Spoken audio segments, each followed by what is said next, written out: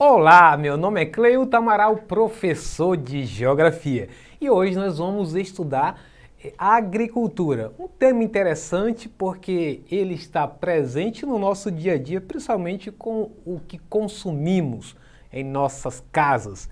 E a gente vai dar então uma visão geral sobre conceito de agricultura, um pouco sobre um panorama do mundo e por que não falar sobre a questão da agricultura no Brasil. Então, acompanha comigo a partir de agora a questão conceitual de agricultura. Vejamos, a prática de agricultura é uma das mais antigas atividades desenvolvidas pelos humanos. No período neolítico, a constituição das primeiras técnicas e materiais utilizados para o cultivo de plantas e confinamento de animais foi a primeira causa para aquilo que se denominou como sedentarização do ser humano, o que permitiu sua moradia fixa em uma dada localidade. Embora a caça e a coleta tenham convivido por muito tempo lado a lado da agricultura. Então, quando ele fala aí sobre a agricultura e até mesmo a criação de animais, está dizendo que para você manter essas criações por mais tempo ou você procurar lugares mais adequados que pudessem manter os seus animais com um suprimento de água, de alimento, então esse processo ele permitiu a sedentarização, que até então a população vivia nômade, mas é importante salientar que à medida em que esses povos foram crescendo de tamanho, era importante então se fixar, dadas as dificuldades que encontravam e até mesmo locais que passavam a ser locais que tinham dono, então você passa a ter dificuldade desse tipo de movimentação constante de um lado para o outro. Então, com o tempo, o homem foi se tornando fixo, chamado sedentário.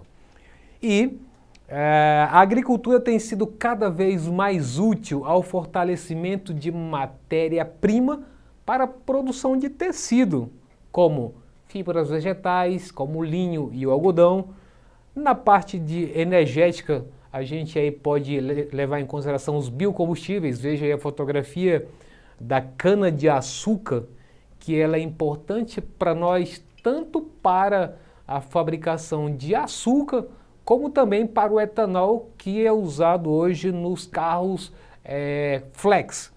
Então, o Brasil hoje é um país que usa isso, inclusive combinado com a própria gasolina, por lei. Então, tem um percentual, mais de 20% do etanol é adicionado junto à gasolina.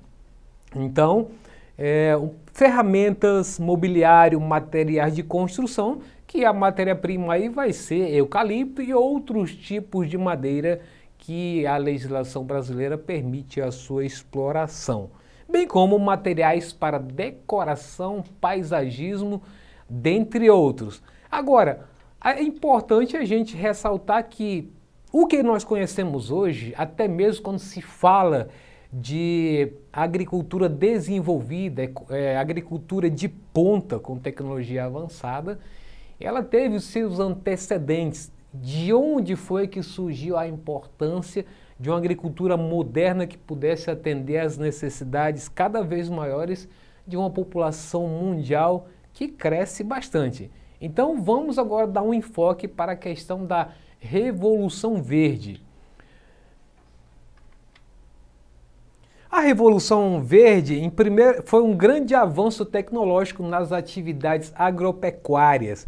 Ocorreu dentro do mesmo processo da Revolução Industrial no século XVIII.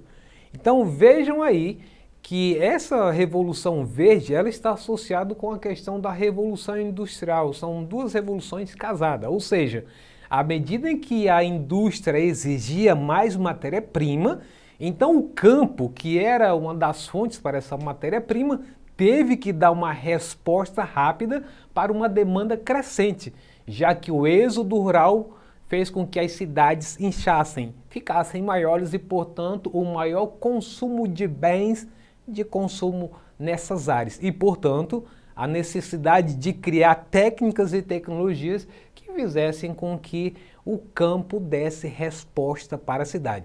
Isso é o que denominamos, então, de Revolução Verde, ou alguns chamam de Revolução Agrícola. Então, os países que se industrializaram nesse período modernizaram seus sistemas de cultivo, elevaram a produção e a produtividade. Então, olha o destaque aí. Vamos olhar de novo.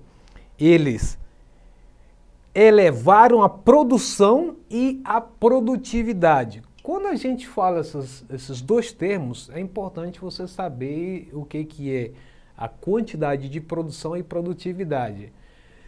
Quando a gente olha o caso da Amazônia, você pode aumentar a produção de milho, de arroz, de feijão, se você também, eu estou me referindo a cultivo tradicional, aquelas populações ainda com cultivos rudimentares, é preciso devastar muito para poder ter muitas toneladas que essas populações podem colher.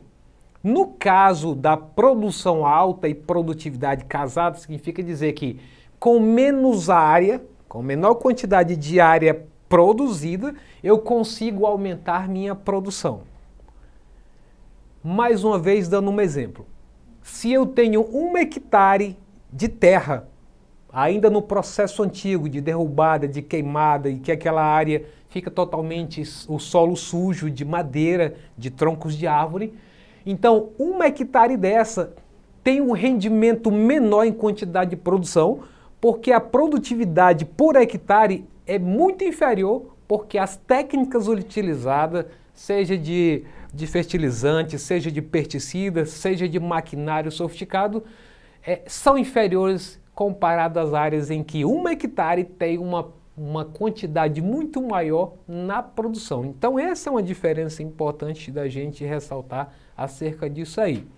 Então, a migração para a cidade nesse período também diminuiu o número de pessoas envolvidas nas atividades agrícolas. Dessa forma, a Revolução Industrial e a intensa urbanização gerada por ela exigiram uma revolução agrícola, como citei anteriormente, uma resposta para uma demanda da urbanização. Que ela fosse capaz de ampliar o fornecimento de matérias-primas à indústria e a produção de alimentos necessários ao abastecimento de uma população que se urbanizava. Okay?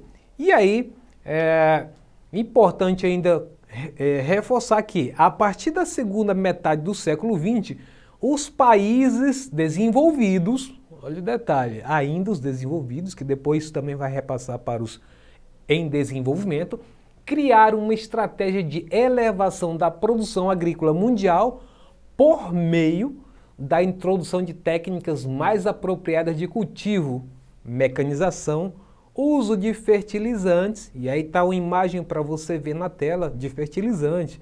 Inclusive eu já até experimentei isso algumas vezes com algumas culturas, e aí para cada uma delas você usa um tipo de fertilizante diferente, e realmente o resultado é muito rápido. Alguns eucaliptos que foram plantados numa escola, que fui professor e diretor, eu vi que o eucalipto cresceu em 1 ano e meio, ele ficou praticamente da altura da escola. Então, realmente, isso é o que vai fazer a diferença nessa agricultura moderna, que até então, na agricultura tradicional, depende apenas do efeito das cinzas provocados pelas queimadas que antecederam o cultivo de determinada cultura.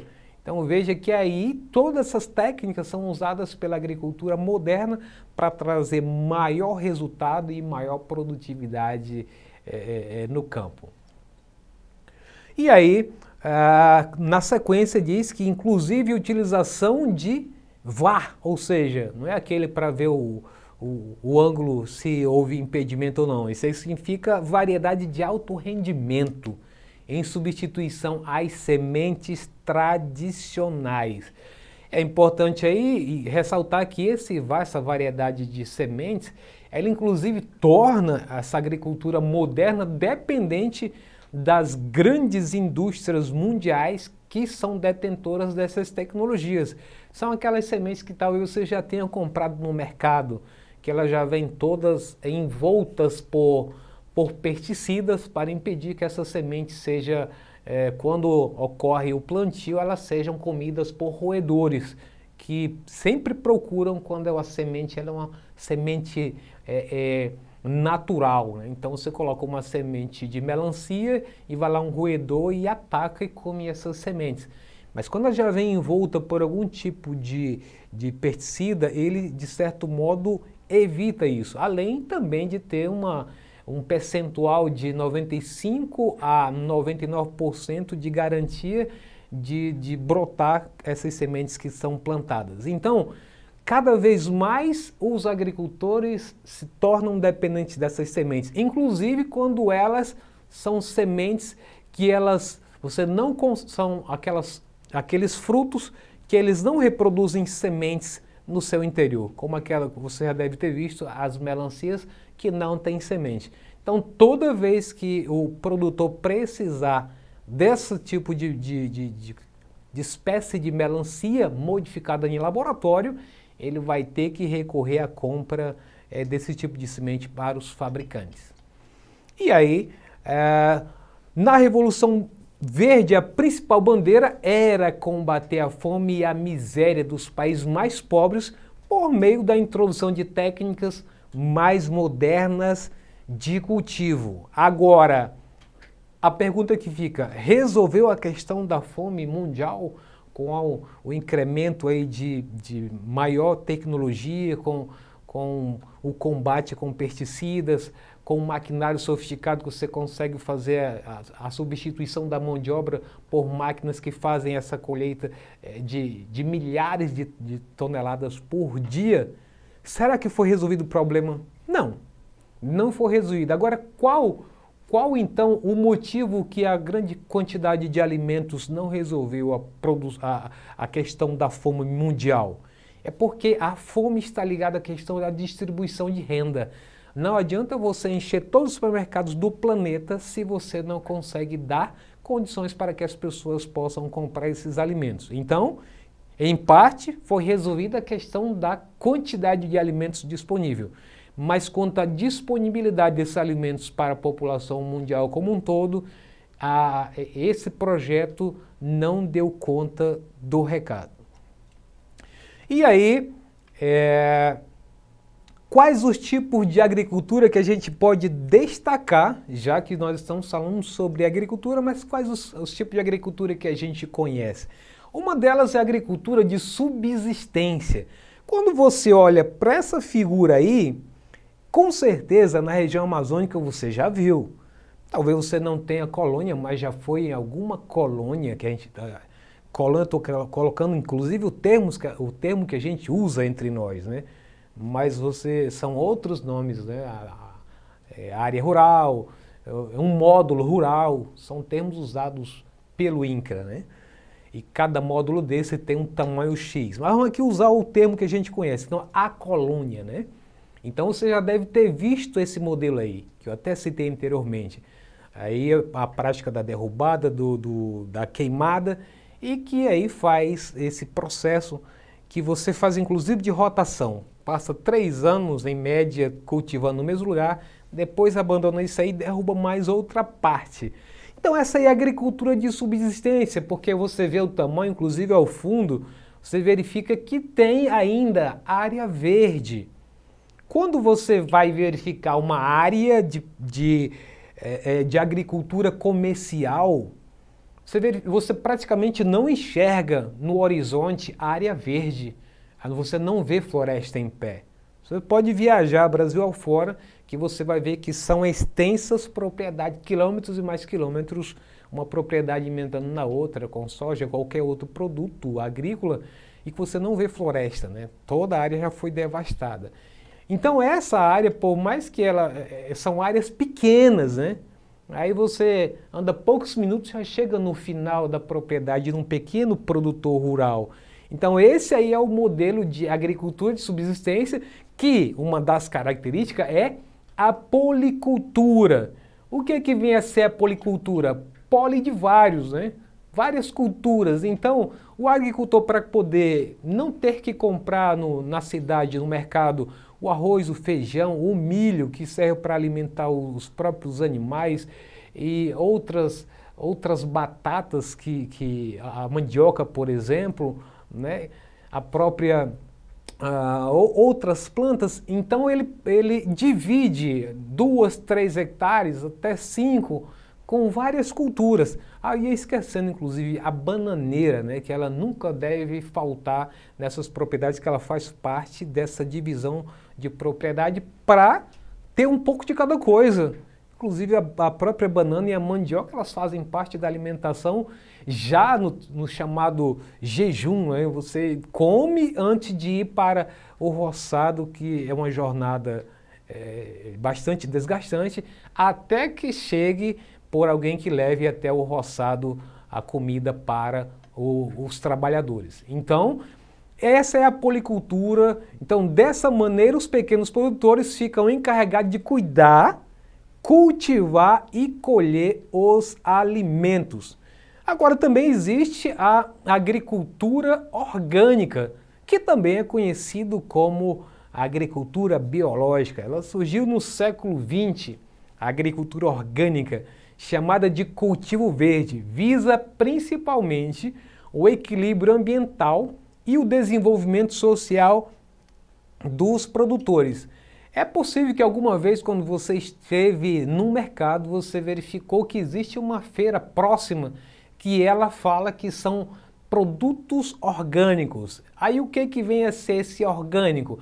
Vem desse detalhe que você vê aí. São aqueles que fazem a rotação da cultura, uso de adubo verde ou biológico, ou seja, feito pelo próprio produtor, sem precisar usar aquele fertilizante que eu mostrei para vocês anteriormente. Então ele vai usar um fertilizante natural, sem precisar de uso químico. E a compostagem de matéria orgânica, ou seja, todas as coisas que vão apodrecendo, todas as coisas que ele vai cortando, galhos ou descascando mandioca ou qualquer outra coisa, ele vai reservando num canto para que isso ocorra a compostagem, melhor dizendo, ou seja, o apodrecimento dessa matéria orgânica, juntamente com o solo que vai sendo removido constantemente por período para manter a oxigenação desse processo. Então ele vai ter aí um material orgânico para a sua produção. Então você vai ver essas feirinhas que dizem que vendem frutas ou legumes e cereais que são de origem orgânica. Então um dos princípios principais é que essas pessoas, pelo menos em tese, que às vezes a gente fica até na dúvida, né, não usam inclusive pesticidas. A gente até já ouvi casos que diz que o pesticida de algum produtor que eu já ouvi falando, ele mesmo mata a lagarta com a mão, né? Então, ao contrário de uma agricultura profissional e que tenha a eficiência, usa pesticida constantemente. E, infelizmente, a consequência disso é que nós somos os consumidores desses alimentos envenenados. Agora, por outra parte, esses alimentos costumam, em sua maioria, custar mais caro. E como a população prefere o mais barato, geralmente compra o barato mais o veneno. Muito bem. E aí, na sequência, tem essa agricultura comercial que eu havia citado na minha própria fala, que é chamado de agricultura moderna. Nesse tipo de atividade pratica-se a monocultura. Mas você pode encontrar na prova essa palavra também em língua estrangeira com o nome de plantation. Significa mono, né? Única cultura. Então, quando eu estava me referindo anteriormente que na viagem do ônibus, quando você vai para qualquer outra região do país, você encontra extensas áreas somente de soja, e aí nós somos um grande produtor nacional e mundial. Isso chama-se monocultura, só tem uma cultura. A anterior, quando eu estava falando da subsistência, no mesmo lugar são cultivados vários produtos para poder dar a garantia de alimentação para o próprio pequeno agricultor. Nesse caso, a monocultura ou a agricultura comercial, ela é focada para o mercado externo. Então não quer dizer que a soja vai ser sempre um produto definitivo como nossa principal pauta de exportação. Depende do que o mercado externo está interessado. Basta ver que no passado, quando se fala da exploração dos europeus nas Américas, eles tinham um interesse nas especiarias. Então, era cravo, canela, guaraná e outras coisas mais. Então significa dizer que as tendências mudam, mas no momento a soja é ainda uma commodity brasileira que é importante para o mercado mundial. Mas pode ser que outra ultrapasse com o tempo a importância que tem a soja na atualidade. Então, a agricultura comercial está voltada essencialmente para a comercialização dos produtos cultivados, sendo produzida, olha o detalhe, em grande escala.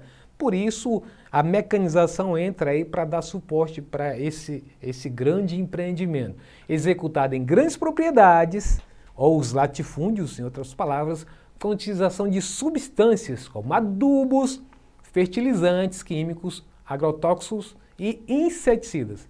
Além de utilizar técnicas modernas de cultivo, como manipulação genética de sementes e máquinas, utilização de mão de obra especializada, etc. Quando ele fala manipulação, é que cada vez que uma cultura ela consegue ser atacada por um tipo de praga e que os inseticidas já não conseguem mais controlar essa praga, então aí os laboratórios científicos que trabalham com essa parte vão investigar como trabalhar com a modificação do DNA da planta, para que os insetos que até então estão destruindo, estão comprometendo a rentabilidade do empresário, elas deixem de ter interesse por aquela planta porque elas desconhecem o novo sabor ou as novas proteções que vêm produzidas geneticamente por laboratórios. Então essa é uma das características aí que a gente deve ressaltar. E aí vem uma outra que não é tão comum do conhecimento de todos, mas a gente vai citar, que é permacultura. Esse tipo de agricultura caracteriza-se por compreender a ecologia, utilizar os recursos naturais de maneira racional e pela prática do desenvolvimento sustentável. Agora atenta para esse detalhe. Ela possui 3 princípios: cuidar da terra, cuidar do futuro e cuidar das pessoas. Então, em outras palavras, é uma prática que algumas pessoas do mundo gostam de adotar porque ela é uma prática sustentável. Tudo que tem ao seu alcance para impedir que use meios que possam trazer danos ao meio ambiente, essa pessoa vai estar utilizando. Inclusive, como vamos ver aqui, a reutilização da própria água. Olha o que ele vai dizer aí. As principais práticas da permacultura são banheiro seco, que aí ele vai dizer visa a diminuição do uso de água e tratamento das fezes. Então esse pessoal aí, eles costumam, inclusive, já vi alguns casos e encontros que eu participei pelo Brasil, e dentro da própria casa, as pessoas que têm esse tipo de prática, eles levam uma lata com pó de serra. Eles ensinam como fazer isso e outros usam areia e vão fazendo as camadas até isso aí virar um próprio humus para usar na questão agrícola no quintal desses camaradas. Então, essa é uma das características da permacultura. E aí a horta mandala, o que é isso? Produção de alimento de maneira sustentável. E o próprio minhocário, que ele é uma das razões de acelerar o processo de humus do solo. Então esse pessoal tem também essa característica do trato com o minhocário para estar sempre fazendo a renovação do solo e tornando apropriado para o cultivo dessa prática. E como é que é a agricultura nos países desenvolvidos? Às vezes alguns ficam na curiosidade. Como é que é lá e como é que é nos países pobres? Bom, uma das características dos países subdesenvolvidos é aquilo que nós citamos anteriormente. É uma agricultura de subsistência, plantio só para sobreviver, manter o básico para a família. São uso de técnicas rudimentares. Veja a figura aí, o camarada fazendo um arado puxado por um animal. Então isso na agricultura moderna isso já não faz mais parte, por isso se chama de técnicas rudimentares. e uma agricultura itinerante, que constantemente, de ano após ano, vai estar trocando de local, fazendo novas derrubadas, novas queimadas, abuso do uso do solo, até chegar ao ponto do esgotamento. E o sistema de plantation, que é a monocultura de exportação, né? Aquilo que citamos anteriormente. Monocultura significa apenas uma cultura, apenas um tipo de plantio na propriedade. E o latifúndio, grandes extensões de terra usado para monocultura.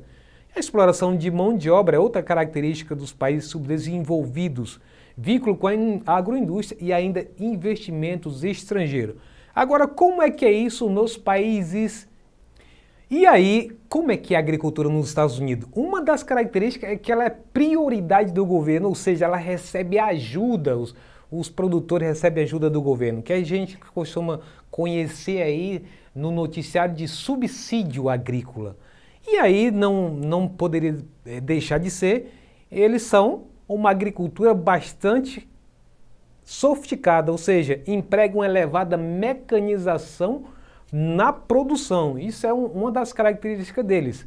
E aí tem uma outra situação que eu coloquei aqui para tornar uma comparação entre eles, que são semelhantes, e com a Europa. Então, a Europa tem como base sua economia agrícola a contínua inovação de processos.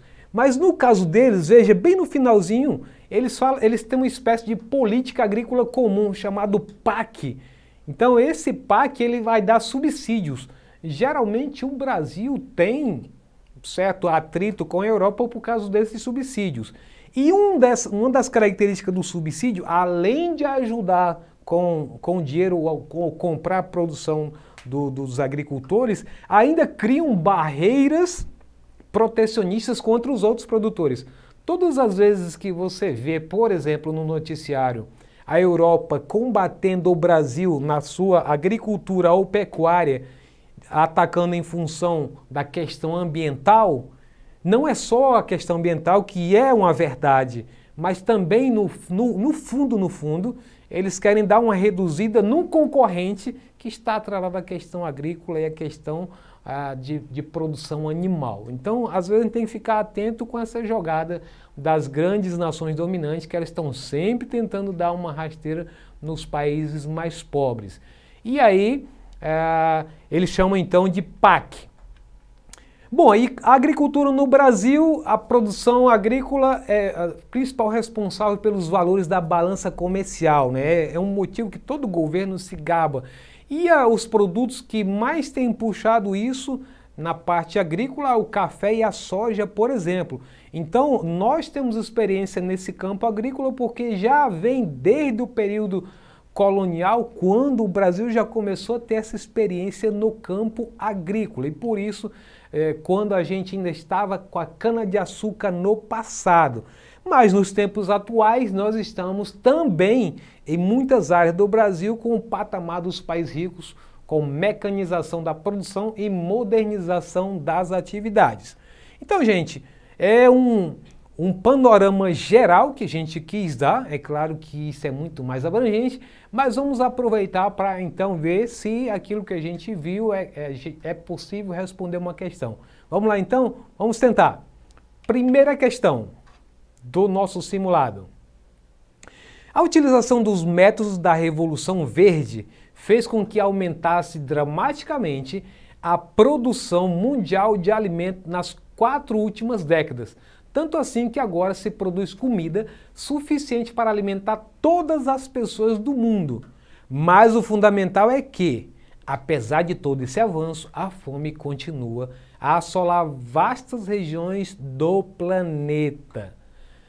A partir disso, o texto considera que, para erradicar a fome, é necessário: letra A, distribuir a renda; letra B, expandir a lavoura; letra C, estimular a migração; letra D, aumentar a produtividade; ou letra E, desenvolver a infraestrutura. Tempo. Se você disse que a letra A, parabéns, acertou! A distribuição de renda. Então, Com isso, a gente encerra nossa aula de hoje. Se você quiser acessá-la, basta você acessar o link que está aqui embaixo ou qualquer outro componente que você tenha interesse. Um abraço e até a próxima!